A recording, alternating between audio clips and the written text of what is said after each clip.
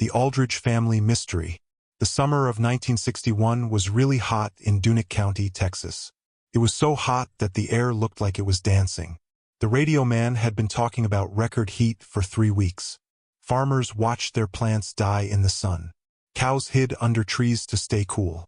The main street in Milfield was empty during the day. Even the gas station had fans running all the time.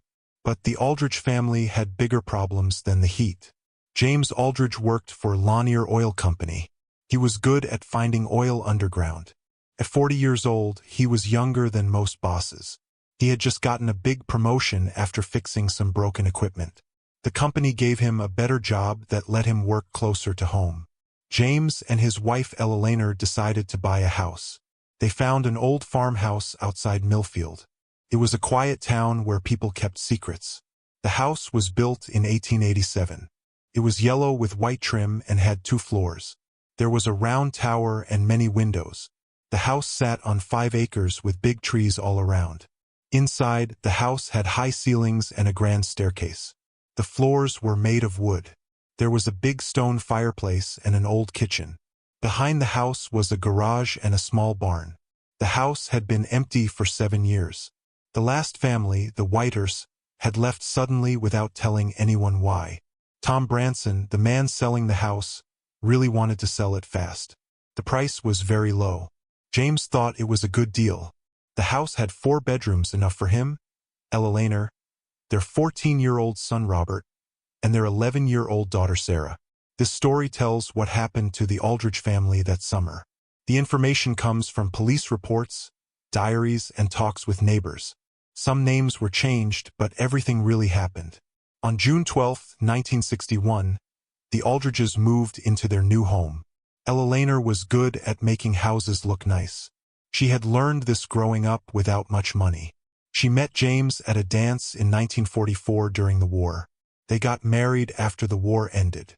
"Jimmy, look at this old wallpaper," Ella Laner said. "It must be 50 years old." James came in, wiping sweat from his face. "Whatever you want, Ellie. This is your house now." Robert, their teenage son, did not like moving. He was good at baseball and had to leave his friends and team behind. Now he would spend summer in a town where he knew nobody. Then he would be the new kid at school. "This place is so old," Robert said, running his finger on the dusty stair rail. "I bet they don't even have a good baseball field here." Sarah was different. She loved the house. She was small with curly blonde hair and bright blue eyes. She was very smart and liked to draw. While other girls her age liked fashion and music stars, Sarah liked books and mystery stories. The old house was like a playground for her imagination. "It's like a house from a story," she said, spinning around in the empty living room. "Do you think it has secret rooms?" Ella Laner smiled. "I don't think so, honey, but it's definitely special." The first week was busy with unpacking. James drove to work in Lancaster, about 40 minutes away. Ella Laner cleaned the house room by room. Robert helped with heavy things but didn't want to. Sarah explored everywhere. Sarah was the first to notice something strange. On the 3rd day, while helping her mom clean the master bedroom, she stopped suddenly. "Mom, something's wrong with the measurements," she said, looking confused. Ella Laner barely looked up from cleaning windows. "What measurements, honey?" "The house," Sarah said, showing her mom a notebook with floor plans. "I was counting my steps. The hallway upstairs is shorter than it should be. There's about 10 feet missing between your room and mine." Ella Laner looked at her daughter's detailed drawings. "Old houses are built differently, honey. Maybe there's a chimney taking up space. Or a secret room," Sarah said, her eyes getting bright. Ella Laner smiled. "Maybe. Now help me with these curtains." But Sarah couldn't stop thinking about it. Dinner, she brought it up again. "Dad, I think there's a hidden room in our house," Sarah said. James looked up from his food. "Is that right, Detective Sarah?" "I'm serious," she said. "The measurements don't match." "Could be thick walls," James said. "Old houses weren't built like new ones. Or maybe that's where the old owners hid dead bodies," Robert said with a mean smile. "Robert," Ella Laner said sharply, "don't say things like that. "Sorry, Mom," Robert said. But he didn't look sorry. "I'm going to find it," Sarah said firmly. Her blue eyes showed she was serious. "If there's a secret room, I'll find it." James laughed and touched her hair. "If anyone can find it, it's you, Pumpkin. You're like a real detective." He looked at his watch and added, "But remember, school starts in a month. You'll need to focus on studying then." "I'll find it before school starts," Sarah promised. "And when I do, you'll all have to say I was right." "I'll make a deal," Ella said. "If Sarah finds a secret room, she gets to choose what we do on Labor Day weekend. If she doesn't, Robert chooses." "Deal," Sarah said quickly. Robert shrugged. "Fine. I want to go to Dallas to see a baseball game." As days went by, the family got used to their routine. James left for work at 7 o'clock every morning. Ella kept cleaning the house. Robert found that Milfield did have a baseball field behind the high school. Local kids played there every afternoon. Even though he didn't want to at first, he started playing there and made friends. There was Billy Thornton, the sheriff's son who played catcher. There were the Dawson twins, Mike and Matt, who looked exactly the same except Mike was left-handed. And there was Jenny Miller, a tall girl with freckles who could hit better than most boys. "You know your house is haunted, right?" Billy asked one hot afternoon as they sat waiting to play. Robert laughed. "Yeah, right?" "No, really," Billy said quietly. "The Whitmore family lived there before you. They disappeared one night. Just vanished." "People don't just vanish," Robert said. But he felt scared even in the hot sun. "These people did," Billy said. "They left everything behind. My dad was one of the police who checked the house. He said it was the strangest thing ever. Dinner still on the table, car in the garage, clothes in closets. Like they just walked away in the middle of living." Robert said it was just gossip, but that night in bed, listening to the old house make noises, he wondered what really happened to the Whiters. Sarah kept looking for the hidden room. She measured every room carefully with her father's tape measure.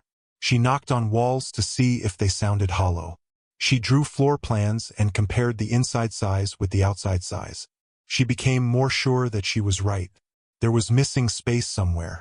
On June 27th, 15 days after moving in, Sarah found something important. The day started normal. James left for work after kissing Ella goodbye.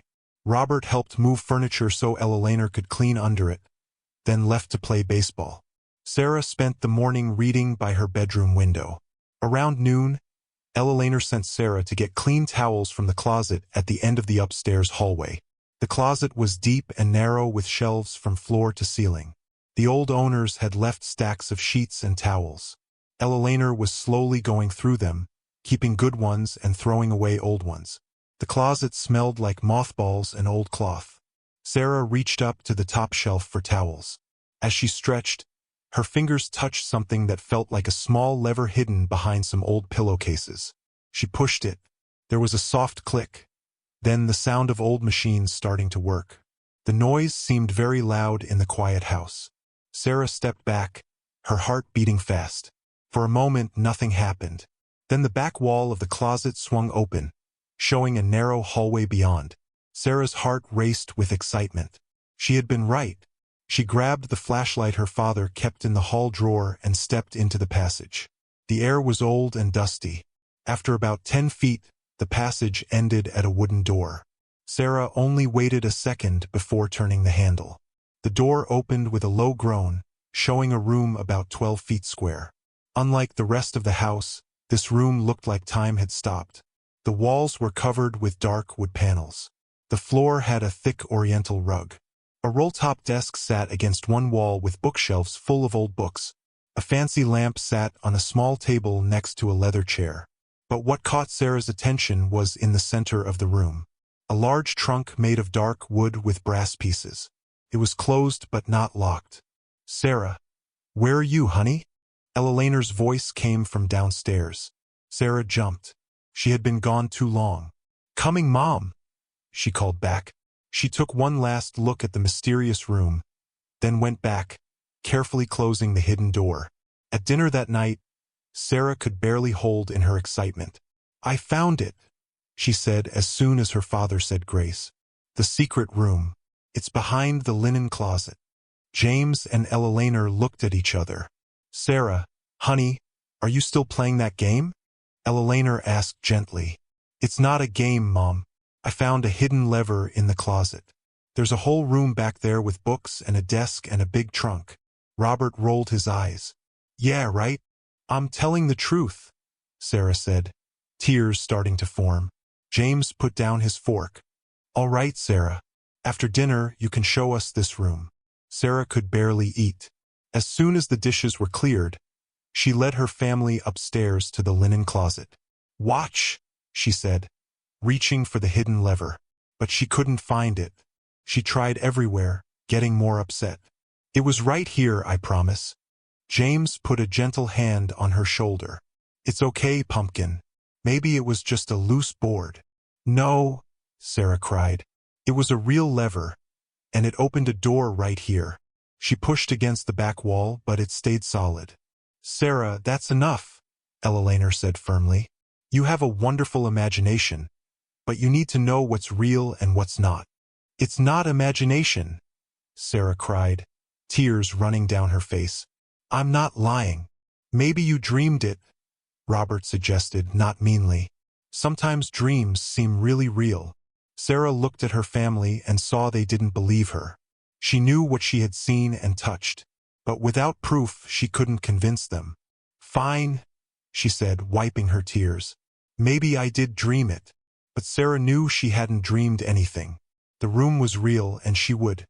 Over the next few days, Sarah spent every free moment in the linen closet, looking for the lever. She took out all the towels and sheets, knocked on every inch of the walls, even tried to pry the wood panels loose with a butter knife from the kitchen. But the hidden door stayed closed. Meanwhile, strange things started happening in the house. Things would go missing and show up in weird places. The kitchen radio would turn on by itself in the middle of the night, playing static or old music. Some rooms would suddenly get very cold, even though it was hot summer outside. Eleanor said it was bad wiring and normal for old houses. James was too busy with his new job to pay attention. Robert thought it was all in his sister's imagination. But Sarah knew better. She became sure that whatever was in that hidden room, especially in that trunk, was somehow affecting their home. On July 3rd, things got worse. The Aldridges were getting ready for Independence Day, planning to go to the town parade and fireworks the next day. Eleanor was baking an apple pie for the community picnic.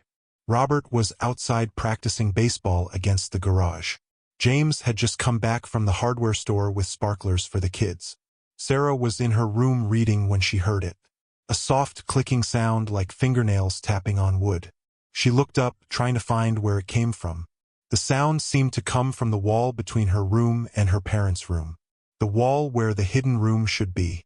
She pressed her ear against the wallpaper. The tapping continued in a pattern. 3 quick taps, pause, 2 slow taps, pause, 3 quick taps again. Hello, Sarah whispered against the wall. Is someone there? The tapping stopped suddenly. For a moment, there was complete silence.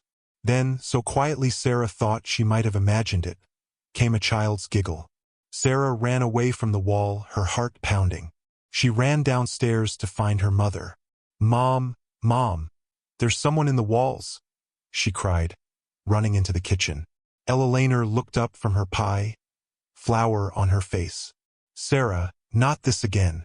I heard tapping and then laughing, like a little kid laughing. Eleanor sighed, wiping her hands on her apron. Honey, we've talked about this. There are no secret rooms, and there are definitely no children hiding in our walls. But, no buts, Eleanor said firmly. I think you've been reading too many mystery books. Why don't you go outside and help your brother? Fresh air would be good for you. Sarah knew it was no use to argue. Adults never believe children about important things. She went outside where Robert was throwing his baseball against the garage wall. Hey, Squirt, he said, catching the ball. Want to play catch? Any other time, Sarah would have said yes. Robert rarely included her in his activities. But today, she was too shaken by what she had heard. No thanks, she said, sitting on the back steps. Robert, Do you think this house is weird? Robert stopped, ball in hand. Weird how? Like maybe haunted? He laughed. You've definitely been reading too many books. I'm serious. Haven't you noticed anything strange? Robert was about to dismiss her again, but then he stopped. Well, I did lose my baseball cap, the new one Dad bought me in Dallas. I left it on my dresser, and the next morning it was gone. I looked everywhere. Sarah leaned forward excitedly. See? Things go missing. Doesn't mean the house is haunted, squirt. Just means I'm forgetful. But Robert didn't sound totally convinced. And what about the radio turning on by itself? Probably just picking up signals. Dad said old wiring can do funny things. Sarah was about to mention the tapping and laughing when something caught her eye. She looked up at the second-floor windows and froze. For just a moment, she thought she saw a pale face watching them from her parents' bedroom window. But when she blinked, it was gone. That night, Sarah couldn't sleep. Every creak of the old house, every whisper of wind kept her awake. Around midnight, she heard the floorboards in the hallway groan like someone was walking on them. She sat up, listening carefully. Tap, tap, tap, pause, tap, tap, pause, tap, tap, tap. The same pattern, this time coming from her bedroom door. "Who's there?" she called out, her voice barely a whisper. No answer, but the tapping continued. Gathering her courage, Sarah got out of bed and went to the door. The tapping stopped as she got close. Heart racing, she turned the handle and opened the door. The hallway was empty and dark, lit only by the small nightlight at the far end. But as Sarah looked into the darkness, she noticed something on the floor right in front of her door. A small, old, leather book. She picked it up with shaking hands. It was a diary. The cover was cracked with age. On the first yellowed page, written in faded ink, was a name. Emily Whitmore, 1954. The Whiters, the family that had lived in the house before them, who had left so suddenly. Sarah held the diary to her chest and went back into her room, closing and locking the door behind her. Under the covers with a flashlight, Sarah began to read. Emily had been 13 when her family moved into the house. Just 2 years older than Sarah was now. The first entries were normal complaints about moving, missing her friends in Houston, exploring the new house in town. But then, 3 weeks after moving in, Emily's writing changed dramatically. June 30th, 1954. I found a secret today. A hidden room behind the linen closet. Mom and Dad don't believe me, but I know what I saw. There's something in there. Something in a big trunk. I haven't opened it yet. I'm a little scared to, but I will tomorrow. Sarah's breath caught. Emily had found the same room. The next entry was dated July 1st. I opened the trunk today. Inside was, I don't know how to describe it, a box made of black glass or maybe stone. It had strange symbols carved all over it. When I touched it, it felt warm, like it was alive, and I heard whispers, though I couldn't understand the words. I'm going back tomorrow to look at it again. July 2nd. The box is changing. The symbols glow sometimes, especially at night, and I can understand some of the whispers now. They're saying a name over and over. Aldridge. Aldridge. Why does that name sound familiar? Sarah nearly dropped the diary. Aldridge, her family's name. But how was that possible? This diary was written 7 years ago, long before they had even thought about moving to Milfield. The entries continued, getting more disturbing. Emily wrote about dreams where she was in the hidden room standing in front of the open trunk. About feeling like something was watching her from the corners of the room. About things going missing and appearing in strange places. About her little brother complaining of a child who tapped on his bedroom wall at night. The final entry was dated July 17th, 1954. The whispering is constant now. I can't sleep. Mom and Dad are fighting all the time. Tommy says the tapping child wants him to open the door, but he's too scared. I'm going to the room one last time tonight. I need to see what's in that black box. I need to know why it keeps saying our name. And that other name too, the one I don't want to write down. Aldridge. It's waiting for the Aldridges. That was the last entry. Sarah flipped through the remaining pages, but they were all blank. What had happened to Emily Whitmore? To her family? Why had they left so suddenly, leaving Emily's diary behind? And most importantly, why had whatever was in that room been waiting for the Aldridges? Sarah didn't sleep that night. When morning came, she was still wide awake, Emily's diary clutched in her hands. She had made a decision. She would find that room again, and she would discover what was inside the trunk. But this time she wouldn't go alone. At breakfast, she tried once more to convince her family. "I found this in the hallway last night," she said, putting the diary on the table. "It belonged to Emily Whitmore. She found the same hidden room I did." James picked up the diary, flipping through it with a frown. "Where did you get this, Sarah?" "I told you it was in the hallway last night. Someone left it outside my door." "Sarah, enough," Ella said sharply. "This has gone too far. First secret rooms, now mysterious diaries appearing in the night. I think you wrote this yourself." "I didn't," Sarah said. "Look at the dates. It's from 1954, and the handwriting isn't mine." Robert, who had been unusually quiet, suddenly spoke up. "I think Sarah might be telling the truth." Everyone looked at him in surprise. "Last night," he continued hesitantly, "I heard tapping on my wall, like someone knocking, and I thought I saw someone in the hallway. A girl about my age, but not quite right, like she wasn't all there." Ella face went pale. "Robert, don't encourage your sister's fantasies." "It's not fantasy, Mom," Robert insisted. "Something weird is happening in this house." James looked from his son to his daughter, then back to the diary in his hands. "All right," he said finally. "After breakfast, we'll all look for this hidden room together. If it exists, we'll find it." Sarah felt relief. Finally, they were taking her seriously. After breakfast, the family gathered in the upstairs hallway. James examined the linen closet carefully, tapping the walls and measuring the space with a tape measure. "You might be right about the measurements, Sarah," he admitted. "There does seem to be some space missing." For over an hour, they searched the closet and surrounding walls for any sign of a hidden mechanism. Ella, who had been doubtful, began to show signs of worry as their search continued to find nothing. "Maybe we should call Tom Branson," she suggested. "Ask him about the house's history and about the Whiters."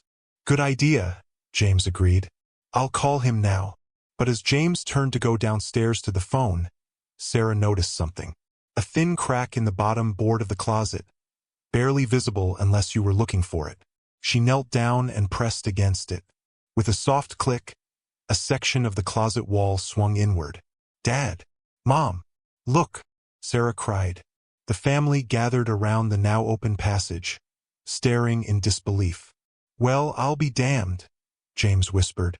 "You were right all along, pumpkin." "Language, James," Ella said quietly, but her scolding was half-hearted. She was too busy staring at the dark passage that had opened before them. "Should we?" Robert gestured toward the darkness. James nodded, his expression serious. "I'll go first. Ella, maybe you and Sarah should wait here." "Not a chance," Sarah said firmly.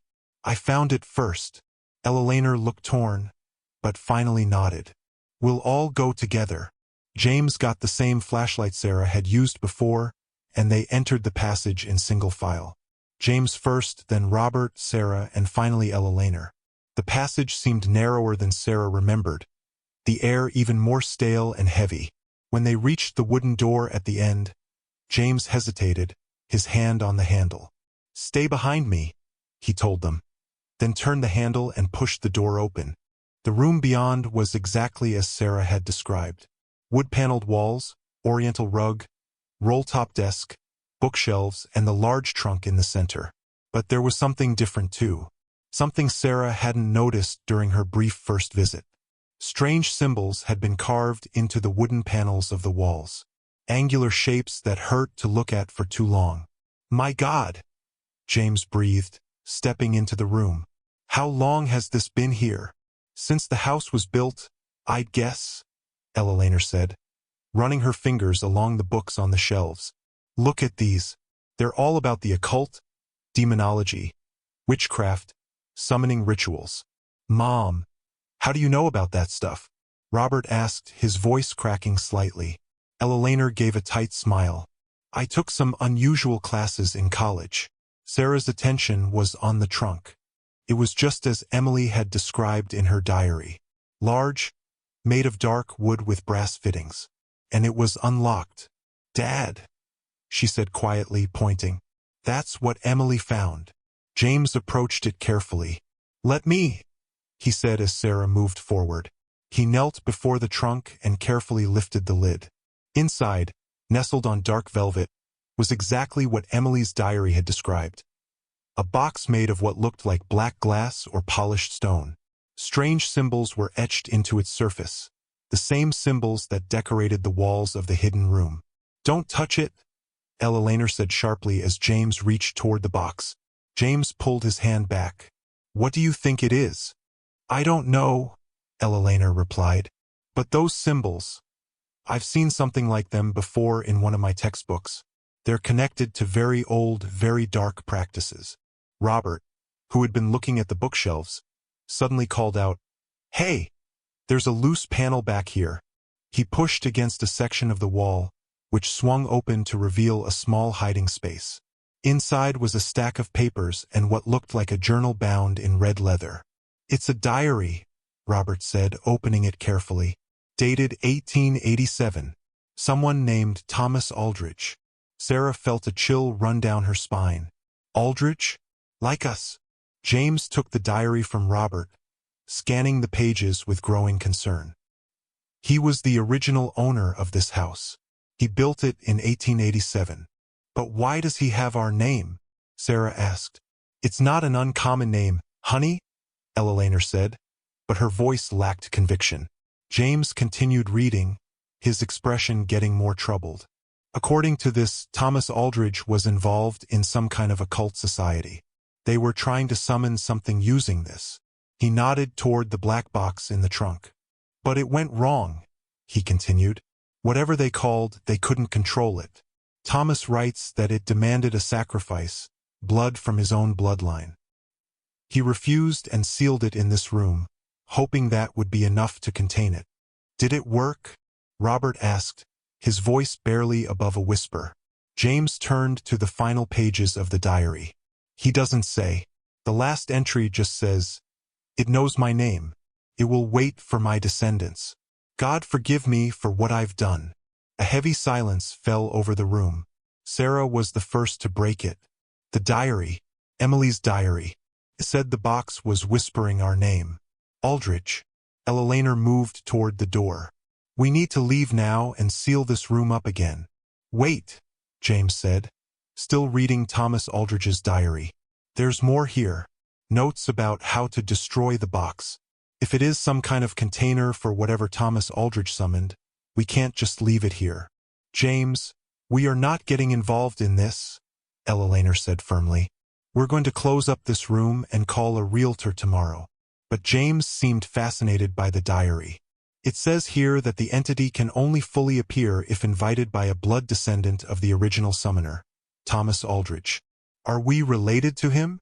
Sarah asked, her voice small. James looked up, his face serious. I don't know. My father always said our family had roots in Texas going back generations, but I never paid much attention to family history. A sudden chill swept through the room, making the flame in the fancy lamp flicker. The temperature seemed to drop 10 degrees instantly. We're leaving now, Eleanor said, taking Sarah by the hand. Robert, come on. As they turned to go, the door to the hidden room swung shut with a heavy thud. Robert lunged for the handle, but it wouldn't move. It's locked, he cried, pulling at the door. James set down Thomas Aldridge's diary and moved to help his son. Together, they pulled at the door, but it stayed firmly closed. A soft glow caught Sarah's attention. The symbols on the black box had begun to give off a faint pulsing light, and with the light came a sound, a whisper so faint it was barely audible. Aldridge, Aldridge, return what was promised. Do you hear that? Sarah asked, backing away from the trunk. Eleanor nodded, her face pale. James, we need to get out of here now. James left the door and looked around the room, searching for another exit or something to use as a tool. His eyes fell on a fireplace poker leaning against the small fireplace, a detail none of them had noticed before. "Stand back," he said, grabbing the poker. He wedged it between the door and the frame, trying to pry it open. The whispering grew louder, more insistent. The glow from the symbols got brighter, casting eerie shadows on the walls. "Dad, hurry," Robert urged, his voice cracking with fear. With a grunt of effort, James put his full weight on the poker. There was a splintering sound as the door frame began to give way, and then, suddenly, the whispering stopped. The glow from the symbols faded. The door swung open on its own, as if whatever force had been holding it closed had suddenly let go. "Let's go," James said, dropping the poker. Quickly, they filed out through the narrow passage, James bringing up the rear. As they emerged from the linen closet into the hallway, Sarah glanced back. For just a moment, she thought she saw a figure standing in the darkness of the passage. A tall, thin silhouette with long limbs. But when she blinked, it was gone. Back in the safety of the living room, the family gathered to process what they had seen. "We're leaving," Eleanor declared. "Today. We'll pack what we need and go to a hotel. Tomorrow we can contact a realtor." James nodded, still visibly shaken. "I'll call Tom Branson now. Ask him what he knows about the house's history and about the Whiters." As James went to the phone in the hallway, Eleanor turned to her children. "Robert, Sarah, go pack overnight bags. Just essentials." Sarah hesitated. "Mom, what was that thing in the box?" Eleanor's expression softened slightly. "I don't know, honey, but we're not going to stick around to find out." As the children went upstairs to pack, Eleanor began gathering important documents from the desk in the living room. Birth certificates, insurance papers, bank records. She worked quickly, efficiently, her movements showing her anxiety. In the hallway, James was on the phone with Tom Branson. "Tom, it's James Aldridge." "Yes, about the house. Actually, we found something concerning." "A hidden room?" "No, I'm serious. Tom, what do you know about the previous owners?" "The Whiters?" "They what? All of them? When were you planning to tell us this?" "I see. No, we're leaving today." "Yes." "Immediately." He hung up, his face pale. Eleanor looked at him questioningly. "The Whiters didn't move away," James said quietly. "They disappeared. All four of them. The police investigated but found nothing. No signs of struggle, no packed bags. They just vanished." Eleanor pressed a hand to her mouth. "And Tom Branson knew this when he sold us the house? He claims he thought it would scare us off. Said he'd had trouble selling the place for years because of the rumors." "Rumors? What rumors?" James ran a hand through his hair. "That the house takes people. The Whiters weren't the first family to disappear from this property. According to Tom, there have been others going all the way back to the original owners." "The Aldridges," Eleanor whispered. "But you're not. You can't be related to them. It's just a coincidence." Before James could respond, a crash sounded from upstairs. Both parents froze for a moment, then rushed toward the stairs. "Robert! Sarah!" Eleanor called out. No response. They took the stairs two at a time, fear giving speed to their movements. The upstairs hallway was empty, but Sarah's bedroom door stood open. From inside came the sound of breaking glass. James entered first, Eleanor close behind. Sarah's room looked as if a tornado had torn through it. Books were scattered across the floor, dresser drawers pulled out, the mirror above her vanity shattered. But Sarah was nowhere to be seen. "Sarah!" Eleanor cried, checking under the bed and in the closet. "Sarah, where are you?" James rushed to Robert's room across the hall. Two was in disorder, with clear signs of a struggle. The baseball bat Robert kept beside his bed lay on the floor, the end splintered as if it had been used to hit something with tremendous force. "Robert! Answer me, son!" James called out, panic rising in his voice. The only response was a faint tapping sound coming from the direction of the linen closet. Tap, tap, tap, pause. Tap, tap, pause. Tap, tap, tap. Eleanor and James looked at each other with pure terror. They knew where their children were. The hidden door in the linen closet stood open, the dark passage beyond seeming to breathe like a living thing. James grabbed the flashlight they had left in the hallway and took Eleanor's hand. "Stay close to me," he said, his voice steely with determination. Together they entered the passage. The air seemed thicker than before, almost resistant to their progress. The wooden door at the end was slightly open, a faint, pulsing light visible through the crack. James pushed the door open. The hidden room had changed. The symbols on the walls were glowing with the same light as those on the black box, which now sat open on top of the trunk. The air shimmered with what looked like heat waves, distorting their vision. And standing in the center of the room beside the open box were Robert and Sarah. But they were not alone. Behind them stood what at first looked like a tall, thin man in a dark suit. But as James's flashlight beam fell on the figure, it became clear that whatever it was not human. Its arms and legs were too long, too thin. Its fingers ended in points that looked sharp as needles. And its face, if it could be called a face, was a smooth blank oval with 3 vertical slits where eyes and mouth should be. "Robert, Sarah," James said, his voice remarkably steady. "Come here now." The children didn't move. They stood unnaturally still, their eyes fixed on the black box. "They cannot hear you," said a voice that seemed to come from everywhere and nowhere at once. It was a dry, rustling sound, like dead leaves being crushed underfoot. "They have seen what is inside. They are mine now." "Let them go," Eleanor demanded, stepping forward despite James's attempt to hold her back. "They're just children." The entity tilted its featureless head, the slits in its face widening slightly. "Children of the Aldridge bloodline. The payment that was promised." James felt a chill run through him. "What do you mean? What payment?" "Your ancestor, Thomas Aldridge, summoned me with promises of power. But power requires sacrifice. Blood of his blood. He refused to pay and imprisoned me in this vessel." The entity gestured toward the black box. "But he could not banish me. I have waited, calling to those who entered this house, waiting for the true descendants of Thomas Aldridge to return. But we're not." James began, then stopped. A memory surfaced. Something his father had told him long ago about their family's origins in Texas, about a great-great-grandfather who had built a house near Milfield. "Yes," the entity said, as if reading his thoughts. "You are his blood, and now payment is due." "Take me," James said immediately. "Let the children go and take me instead."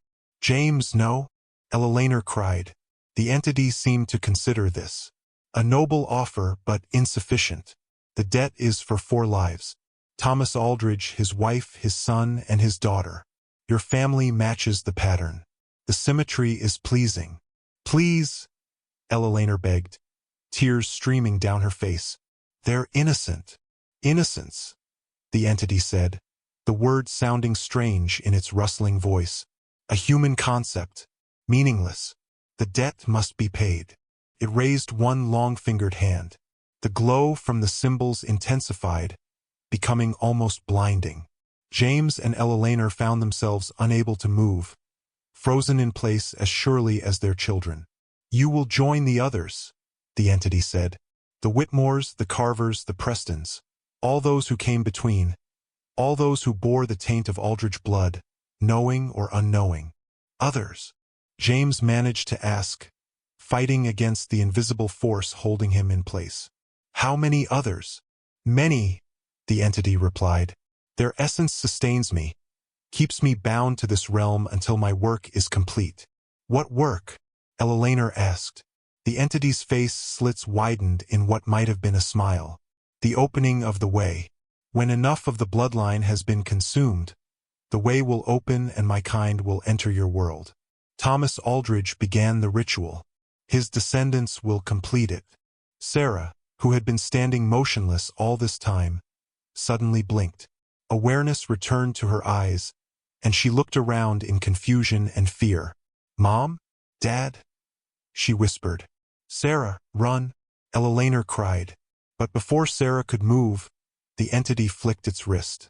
An unseen force lifted Sarah off her feet and pulled her toward the black box, which had begun to emit a sound like 1,000 distant voices screaming.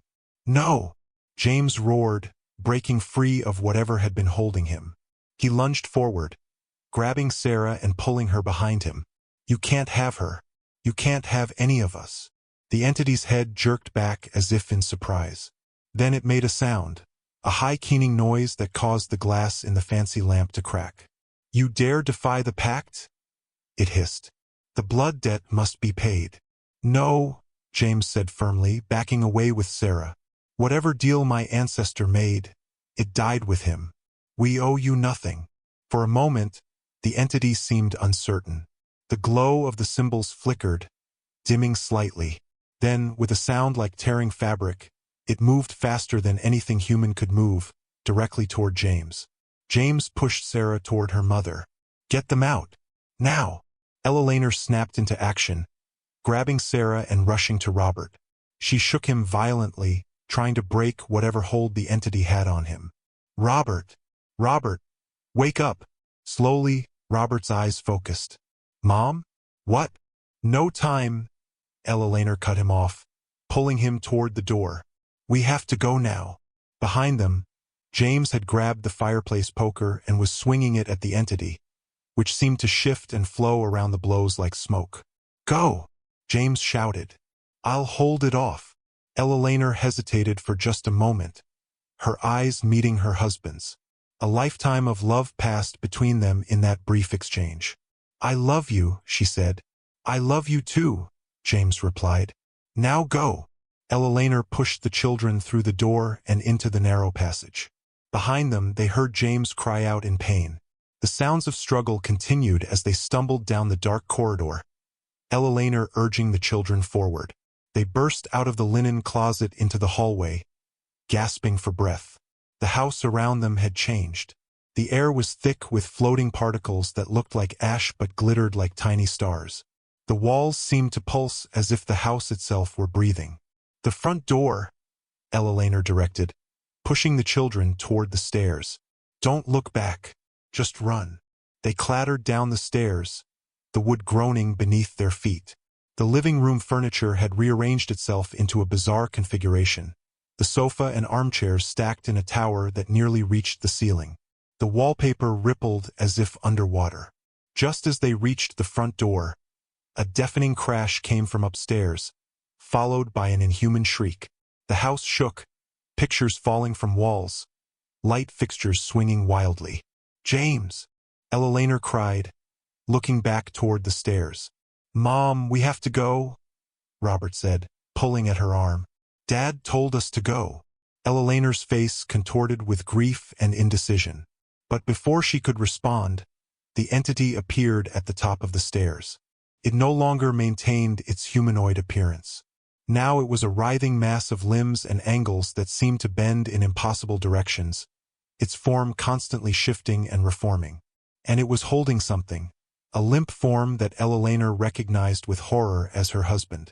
James! She screamed, starting back toward the stairs. The entity's voice filled the house, coming from everywhere at once. The debt will be paid. All of you. All of the bloodline. Mom, please, Sarah begged, tears streaming down her face. We have to go. With a sob of anguish, Ella Laner turned and yanked open the front door. The three of them spilled out onto the porch, gasping in the hot summer air that had never felt so sweet. They ran to the car, Ella Laner fumbling with the keys, her hands shaking so badly she could barely get them into the ignition. Behind them, the house seemed to swell and contract, the windows glowing with the same eerie light they had seen in the hidden room. Finally, the engine roared to life. Ella Laner threw the car into reverse, backing down the driveway so quickly that the tires squealed in protest. As they reached the road, she shifted into drive and floored the accelerator, not daring to look back at the house that had taken her husband. In the back seat, Robert and Sarah clung to each other, both sobbing. Ella Laner's face was a mask of determination, though tears flowed freely down her cheeks. Where are we going? Robert asked finally, his voice small. As far away from here as possible, Ella Laner replied. We'll drive to Dallas, contact the police, figure out what to do next. Will they believe us? Sarah asked quietly. Eleanor's hands tightened on the steering wheel. I don't know, honey. I just don't know. They drove in silence for several miles, the shock of what had happened settling over them like a heavy blanket. The sun was beginning to set, casting long shadows across the road. Mom, Sarah said suddenly, her voice tight with fear. Look. Eleanor glanced in the rearview mirror. Sarah was pointing at something on the back seat between her and Robert. A small black object that Eleanor recognized with horror. The obsidian box. How? Eleanor began. But she never finished the question. The box began to glow, the symbols on its surface lighting up one by one. And from inside came that same whispering voice they had heard in the hidden room. Aldridge, Aldridge, the debt will be paid.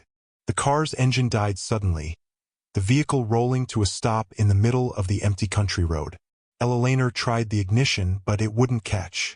The interior lights flickered and went out. In the growing darkness, the glow from the box was the only illumination. It cast their faces in an eerie, shifting light, highlighting their expressions of pure terror. Mom, Robert whispered. What do we do? Eleanor reached back and grabbed her children's hands. We stay together. No matter what, we stay together. The whispering grew louder, filling the car. The air inside began to shimmer and distort, just as it had in the hidden room. And in the rearview mirror, Eleanor saw a tall, thin figure standing in the road behind them, its featureless face turned toward the car. I love you both, Eleanor said, her voice steady despite her fear. Always remember that your father and I love you more than anything in this world. The entity approached the car, its movements jerky and unnatural, like footage from a film where frames had been removed. As it reached the vehicle, the rear window began to frost over, ice crystals forming in the summer heat. Sarah's last words, spoken as the entity's elongated fingers touched the glass, were barely audible. It's found us. 3 days later, on July 7, 1961, Sheriff Mike Danvers of Milfield County responded to a call about an abandoned vehicle on County Road 27. He found a 1958 Chevrolet Bel Air sitting empty in the middle of the road, the keys still in the ignition. There was no sign of the occupants. The car was registered to James Aldridge. When Sheriff Danvers went to the Aldridge home to investigate, he found it empty as well. Dinner half prepared in the kitchen, suitcases half packed upstairs. No signs of struggle, no evidence of foul play, just a family that had vanished without a trace. The case of the missing Aldridge family became one of Milfield's enduring mysteries. Some said they had run afoul of criminal elements. Others suggested they had deliberately disappeared to start a new life elsewhere. A few whispered about the house's dark reputation, the other families who had vanished from it over the decades. The house stood empty for many years after, no one willing to purchase it despite its increasingly attractive price. Eventually, in 1973, it burned to the ground in a fire that investigators declared of unknown origin. The land remained vacant, no one willing to build on that particular plot. But sometimes, even now, locals report strange lights hovering over the empty lot where the house once stood. And occasionally, late at night, passers-by claim to hear a sound like tapping coming from beneath the ground, as if something is still there, still waiting, still calling to those who bear the Aldridge name. This has been the story of the Aldridge family of Milfield, Texas. Their disappearance remains unsolved. If you have any information about this case, please contact the authorities, or better yet, keep it to yourself. Some mysteries are better left unsolved. Some doors are better left unopened. Thank you for joining us for another episode of the Ghastly Journal. Remember to like, subscribe, and check back next week for another tale from the shadows of history. Until then, sleep well if you can.